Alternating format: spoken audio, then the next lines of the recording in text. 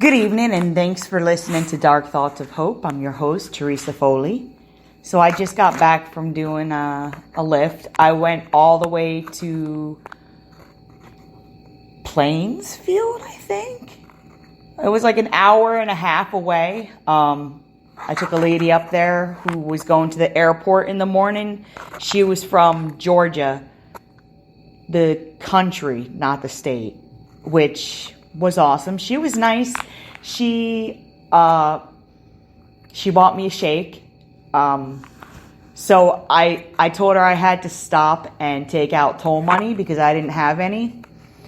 So I go to Wawa, and without thinking, I'm like, I'll be right back. I'm going to leave the car running. And as soon as I said it, she must have seen the look on my face and me mentally kicking myself saying, stupid, stupid, stupid. Because I went in, I came out, and she was like, oh, hey, do you like shakes? And I was like, yeah. She's like, I'm going to get us both a shake. And I was like, okay. I think I restored her faith in humanity.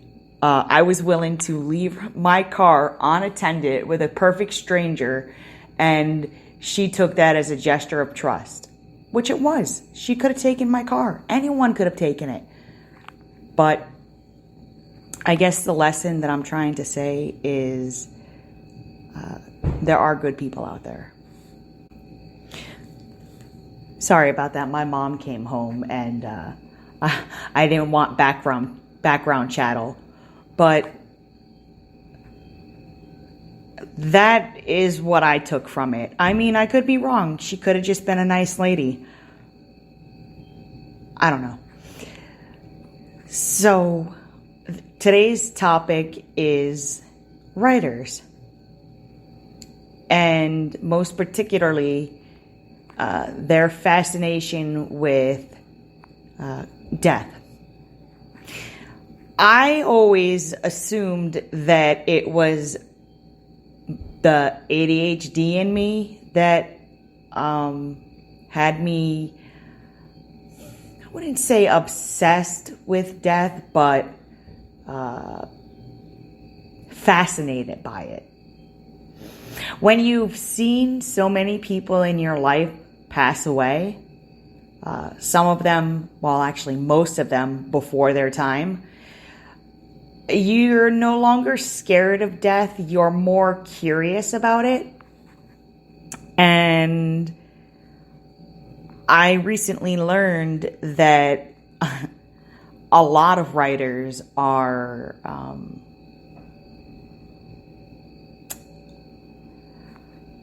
I guess fascinated by the concept of death. I don't know what is great about it. I mean, you would think you would be scared. You know what? Actually, I'm lying. I know what it is. It gives you a chance to imagine what life is going to be like once you're gone. But not only that, what life will be like in the afterlife. Now, my version of heaven is simple. My version of heaven is a dirt road that leads to my great-grandmother's house. That is my happy place. I painted her house, and it wound up on the cover of my book, if that says anything. I learned to write at my great-grandmother's house. I remember she would let me play on her typewriter, which was fun and my favorite thing to do. And she would make me do my homework because she knew me being in special ed, I needed more help than others. And I remember sitting at the kitchen table at her house doing math, the times tables, adding and subtracting, working on spelling and sentences. My great-grandmother was hands down one of my greatest teachers. I think she's where I got my love for writing. I remember she had a guest bedroom that had two, I don't know if they were full or twin size beds that we used to push together and sleep on as kids. And in that room, there was a dresser. And in the top drawer, there was just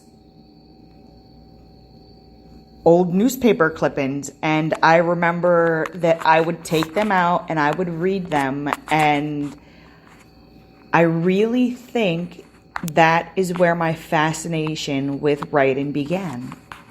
I mean, I was like 10 years old, and instead of looking for toys or jewelry or trinkets, I'm looking at old newspaper clippings. I mean, that's when I look back, that's when I knew I was destined to have a love for writing. I don't feel comfortable calling myself a writer, though, even though I am newly established as an author. Because when I do that, I feel like I'm comparing myself to the greats like Edgar Allan Poe, Sylvia Plath, Lois Duncan. Yes, I consider her a great. Oh God, who's the lady that wrote Little Women? I don't remember what her name is. Louisa May Alcott. She is a good writer.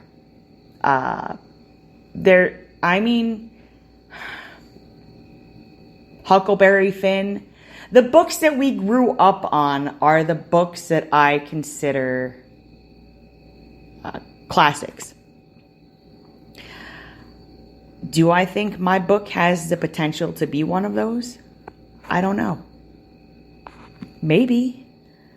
I would love to see my book read 100 years from now by someone who is lonely and experiencing a severe loss of hope and, considering taking their lives. I would love for them to pick up my book in, 2090 and read it and be like, wow.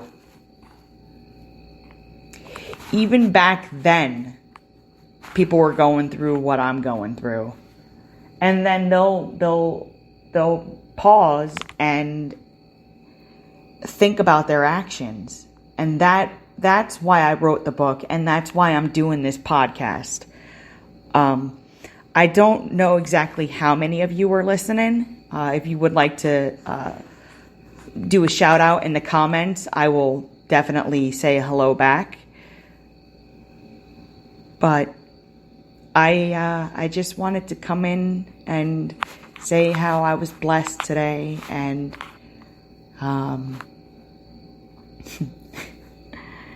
I guess just thank God for always being there for me.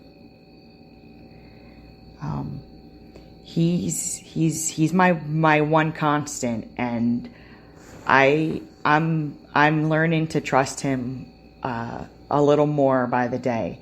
And I think that our trust is all he wants at the end of the day. He doesn't care if we're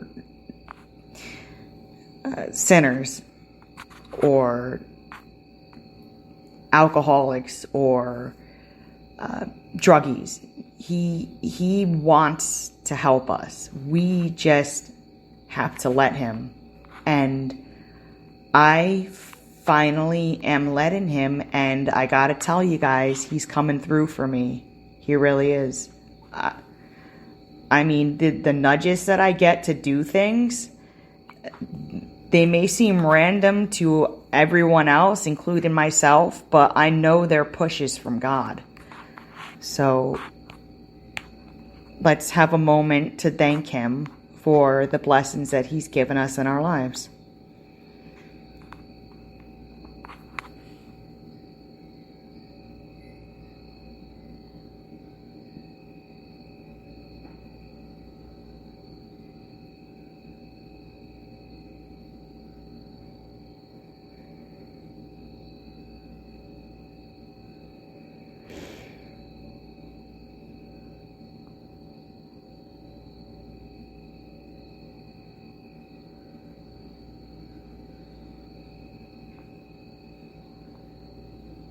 Okay.